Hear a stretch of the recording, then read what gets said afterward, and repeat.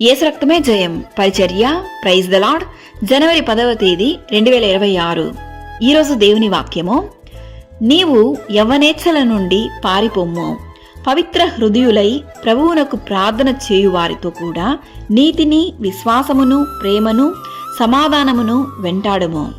2 తిమోతికి 2వ అధ్యాయం 22వ వాక్యము. అవును క్రీస్తునందు ప్రియులారా, యవ్వన కాలంలో వచ్చు పాపములకు దూరంగా ఉండాలి. ఈ లోకాస, ధనాస, నేత్రాస వీటి నుండి పారిపోము. పాపం యొక్క జీతము మరణము.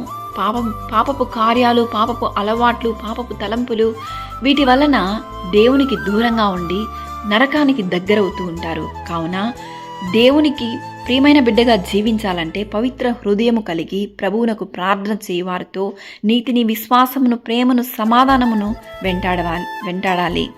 దేవుని వాక్యం ఇలా సెలవిస్తుంది, నీ ఎదుట నేను పాపము చేయకుండానట్లు నా హృదయములో నీ వాక్యము ఉంచుకొని ఉన్నాను అని. నీ యవ్వనమును బట్టి ఎవడునూ నిన్ను తృణీకరింపనీయకుము, కానీ మాటలోను, ప్రవర్తనలోను, ప్రేమలోను, విశ్వాసములోను, పవిత్రతలోను విశ్వాసులకు మాదిరిగా ఉండుము అని దేవుని వాక్యం సెలవిస్తుంది. ఈరోజు ఈ వాక్యం వింటున్న ప్రియ సహోదరి సహోదరులారా, నీ యవ్వన కాలంలో దేవునికి ప్రియముగా, పరిశుద్ధముగా ఆయన మార్గంలో నడిచినట్లయితే దేవుడు నిన్ను అత్యధికంగా ఆశీర్వదించి ఆయన సేవలో ఆయన కొరకు అత్యధికంగా వాడుకొనును. కావున అనేకులకు సాక్షిగా యవ్వన కాలంలో ఈ లోక ఆశలను, పాపములను, ఈ శరీరేచ్ఛలను వీటన్నిటిని జయించినట్లయితే దేవుడు నిన్ను పరిశుద్ధపరిచి ఇంకా అత్యధికంగా ఆశీర్వదించి ఆత్మీయ దీవెనలతో నిన్ను ఆశీర్వదించి దీవించునుగాక. ఆమెన్. God bless you.